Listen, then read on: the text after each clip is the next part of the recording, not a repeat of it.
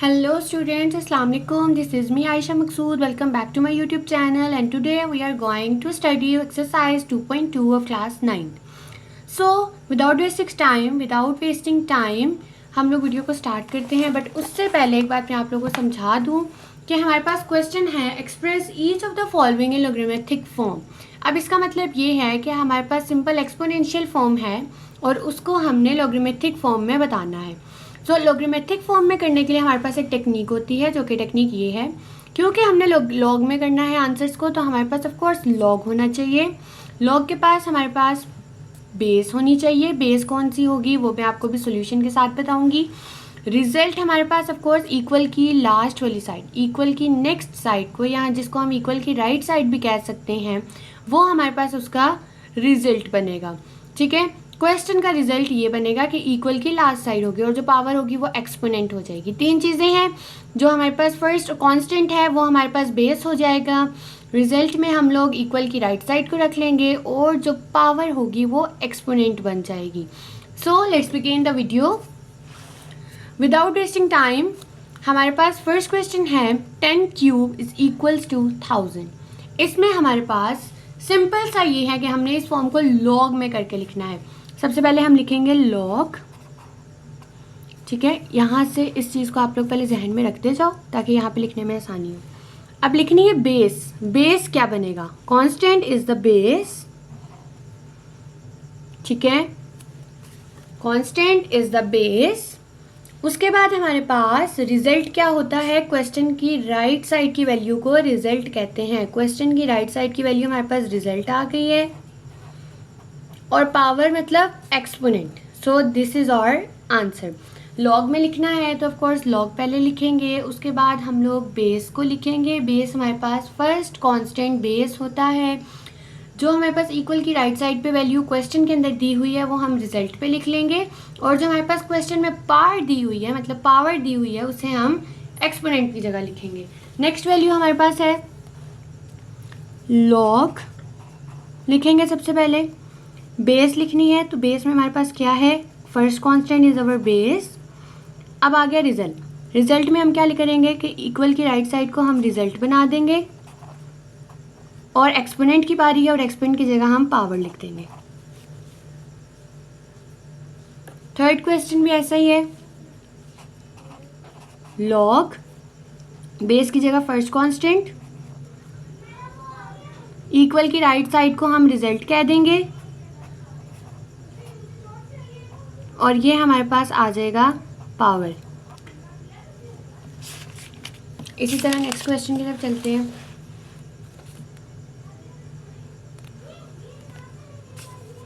अब यहाँ पे लॉग, यहाँ पे बेस लिखनी है, तो बेस में हमारे पास आता है कांस्टेंट फर्स्ट वाला. इक्वल की राइट साइड को हम रिजल्ट बना देते हैं और एक्सपोनेंट को पावर. नेक्स्ट भी ऐसे ही होगा. लॉग और हमारा फर्स्ट क्वेश्चन कांस्टेंट हमारे पास बेस आ जाएगा. यहाँ पे हम 1/2 को लिख देंगे और इसी तरह इस साइड पे हमारे पास एक्सपोनेंट. नेक्स्ट क्वेश्चन में इसी तरह लॉग बेस की जगह हमारे पास आ जाएगा फर्स्ट कांस्टेंट. रिजल्ट की जगह हम इक्वल की राइट साइड की वैल्यू लिखेंगे और पावर हमारे पास क्या आ जाएंगी? एक्सपोनेंट. तो एक्सपोनेंट की पावर है 2. देखिए, आपने जब ये वाले सवाल हल करने हैं, सबसे पहले आपने इस वाली चीज़ को दिमाग में रखना है. इसको माइंड में रखते हुए आपने क्वेश्चंस को हल करना है. नेक्स्ट भी ऐसे ही है. लॉग और हमारे पास फर्स्ट कांस्टेंट क्या है? क्यू. तो क्यू हमारे पास नीचे आ जाएगा बेस पे और इक्वल की. अब यहाँ पे देखो, यहाँ पे ये कुछ इस तरह से है सवाल. ठीक है, इसको सिर्फ इन्होंने इनकी जगह रिप्लेस की है. अगर हम इसको इस शेप में सॉल्व करेंगे तो यहाँ पे हमारे पास आ जाएगा P और ये आ जाएगा R. नेक्स्ट यहाँ पे भी ऐसे ही है. लॉग फर्स्ट कांस्टेंट हमारे पास बेस आ जाएगी, इक्वल की राइट साइड हमारे पास रिजल्ट आ गया और एक्सपोनेंट हमारे पास power. Start question number 2. Question number 2 is express each of the following in exponential form. अब हमने क्या करना है, हमने लॉगरिथमिक फॉर्म को एक्सपोनेंट की फॉर्म में लिखना है। पहले हमारे पास एक्सपोनेंट की फॉर्म थी, उसे हमने लॉग की फॉर्म में लिखा। अब हमने लॉग की फॉर्म को एक्सपोनेंट की फॉर्म में लिखना है। सिंपल, हम इन्हीं क्वेश्चंस को जो हमने पीछे सॉल्व किया इनका इन्वर्स ले लेंगे, लाइक इनको थोड़ा सा वापस उनकी जगह पे बिठाने की कोशिश करेंगे। जैसे कि अब पहले हमने क्या किया था ये समझ लेते हैं। पहले हमारे पास हमने किया था log base result is equals to exponent, ठीक है। अब हम क्या करेंगे, हम इसका ऑपोजिट कर देंगे। अब हमारे पास सिंपल सी चीज़ है, एक एरो को दिमाग में रखना है, बस सिर्फ और सिर्फ एक एरो, वो एरो है ये बेस से एक्सपोनेंट की तरफ जाता हुआ एरो। क्वेश्चन आपका सॉल्व हो जाएगा, आपको पता चल जाएगा आपने इसको ऐसे लिख लेना है। सिंपल क्या करना है, एक एरो को दिमाग में रखना है जो कि बेस से एक्सपोनेंट की तरफ जा रहा होगा, और उसका मतलब हमारे पास ये आएगा कि हमारे पास जो बेस है उसके ऊपर एक्सपोनेंट पावर बन जाएगा, और जो रिजल्ट था वो एज इट इज़ नीचे आ गया। कौन सा एरो याद रखना है, बेस से एक्सपोनेंट का एरो। मैं इधर लिख भी दे रही हूँ, आप लोग बेशक इसका स्क्रीनशॉट लेके रख लो कि बेस से एक्सपोनेंट का एरो याद रखना है, का एरो, ठीक है, which is like something like this, ठीक है। सिंपल, बाकी सवाल भी ऐसे ही हैं, इनको समझना भी है ऑफ कोर्स। अब बच्चे बहुत सारे ये भी कहेंगे कि आप तो रट्टा लगवा रहे हैं, ऐसे तो होता ही नहीं है, ऐसे ही होता है। ये जो बड़े बड़े टीचर्स होते हैं वो भी ऐसे ही आप लोगों को समझा रहे होते हैं, बस वो थोड़ा सा कंसेप्ट बीच में खुद से डाल देते हैं ताकि हमारी वीडियो बहुत सारी लाइक ऐसे लगे कि नॉलेजफुल है, जबकि उन्होंने खुद भी सीखा ऐसे ही होता है। अब मैं किसी को क्रिटिसाइज़ नहीं कर रही, मैं बस बात कर रही हूँ। सो यहाँ पे भी वही बात है, एक एरो को दिमाग में रखना है जो कि है ये बेस से एक्सपोनेंट की तरफ का एरो। हमें पता चल जाएगा कि हम अपना सवाल बिल्कुल सही हल कर रहे हैं। अब देखो 2 को अगर 4 टाइम करो तो ऑफकोर्स 16 ही आता है, तो गलत तो कर ही नहीं रहे। यहाँ पे भी 23 को 0 की तरफ, बेस को एक्सपोनेंट की तरफ, सो 23 की पावर अगर 0 हो तो 1 आंसर कैसे आया, क्योंकि हमारे पास पावर जिस मर्जी की 0 हो आंसर 1 होता है। अगर हमारे पास यहाँ पे 2 की पावर 0 होती तब भी आंसर 1 होता, 100 की पावर 0 होती तब भी आंसर 1 होता। तो ये फॉर एग्जांपल जिसकी भी पावर, जिस कांस्टेंट की भी पावर 0 होती है उसका आंसर 1 आ जाता है। यहाँ पे भी एक्सपोनेंट बेस से एक्सपोनेंट की तरफ एरो जा रहा है तो 5 के ऊपर 1 आ गया, और ये एक्सपोनेंट एज इट इज़, ठीक है। यहाँ पे भी बेस से एक्सपोनेंट की तरफ 0 and it is like this. Next question है 1/2 इज इक्वल्स टू log 9/3। अब यहाँ पे हमारे पास क्वेश्चन थोड़ा मतलब ऑपोजिट साइड में दिया हुआ है। अगर क्वेश्चन हमारे पास कुछ इस फॉर्म में हो तो हम कैसे इसे लिखेंगे, सॉरी 1/2। यहाँ पे भी वही चीज़ है कि हमने बेस से पावर एक्सपोनेंट की तरफ जाना है, बेस से एक्सपोनेंट की तरफ। तो 9 1/2 इसका एक्सपोनेंट बन गया, इक्वल्स टू आ गया 3। अब ये आया कैसे, देखें 9 का स्क्वायर क्या होता है, 9 का स्क्वायर हमारे पास होता है 3, ठीक है, और ये आ गया 1/2। तो 2 से कैंसिल हुआ, इक्वल्स टू क्या आंसर आ रहा है 3, तो ये भी सेम ही है, सिंपल है। अब यहाँ पे भी हमारे पास बेस से एक्सपोनेंट की तरफ जाना है, सो 10 की power 5 equals to this one, क्योंकि अगर हम 10 को मल्टीप्लाई बाय 10 करते हैं, इसे कैलकुलेटर में भी सॉल्व करो तो आंसर ये आता है, ठीक है। नेक्स्ट हमारे पास सवाल है log 4 1/16 इज इक्वल्स टू -2। यहाँ पे भी हम क्या करेंगे, बेस से एक्सपोनेंट की तरफ जाएंगे, सो बेस की पावर 4/4 - 2 इज इक्वल्स टू 1/16। अब ये कैसे हो रही है, ये इस तरह से हमारे पास बन रहा है कि अब देखो 4 के ऊपर क्या है -2। अगर हम 4 की पावर को यहाँ पे देखा जाए, अगर हम 4 की पावर को प्लस में करना चाहेंगे तो ऑफकोर्स ऊपर लगेगा 1/4, ठीक है। अब 1/4 का स्क्वायर बन गया है ये। अब जब 1 का स्क्वायर और फिर 4 का स्क्वायर, तो 1 का स्क्वायर 1 और 4 का स्क्वायर 16, तो आंसर आ गया। So question number 3 is find the value of x in each of the following, ठीक है। सो फर्स्ट क्वेश्चन हमारे पास है log x 64 is equals to 3। अब हमें देख के ही पता चल रहा है कि ये हमारे पास लॉगरिथमिक फॉर्म में लिखा हुआ है। इसे हमने एक्सपोनेंट की फॉर्म में पहले करना है, उसके बाद हम इसके अंदर से x की वैल्यू को फाइंड आउट करेंगे। तो सबसे पहले हम यहाँ पे लिख देते हैं इन एक्सपोनेंशियल फॉर्म, क्योंकि सबसे पहले हम इसको एक्सपोनेंशियल फॉर्म में करेंगे, उसके बाद ही तो हमारे पास इसका आंसर आएगा। सो इन एक्सपोनेंशियल फॉर्म, उसके बाद हम यहाँ पे लिखेंगे कि हमने इसको एक्सपोनेंट फॉर्म में कैसे किया। मैंने आपको एक्सपोनेंट फॉर्म में करने का एक सिंपल तरीका बताया, सिंपल रट्टा मार लो इस चीज़ का, कभी भी ये चीज़ गुम नहीं होनी चाहिए माइंड से कि बेस से एक्सपोनेंट की तरफ एरो को देखना है। सो यहाँ पे बेस से एक्सपोनेंट की तरफ कैसे जा रहा है, एक्स की पावर 3 इज इक्वल्स टू 64। ठीक है, अब यहाँ पे हमने क्या करना है, इधर हमने सबसे पहले 64 का एलसीएम ले लेना है।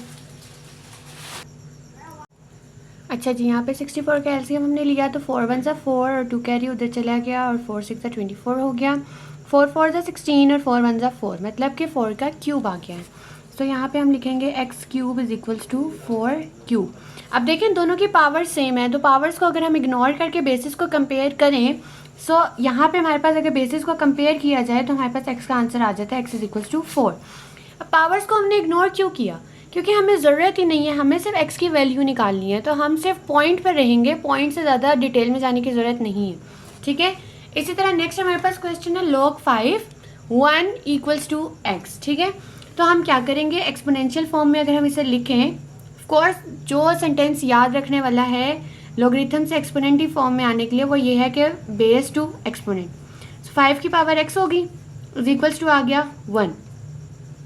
अब यहाँ पे अगर देखा जाए तो हमारे पास ये चीज़ डिफरेंट है। ठीक है, लेकिन हमने क्या करना है, हमने ऑफ कोर्स दे के चलना है x की वैल्यू को, तो यहाँ पे हमारे पास x की वैल्यू आ जाएगी 0।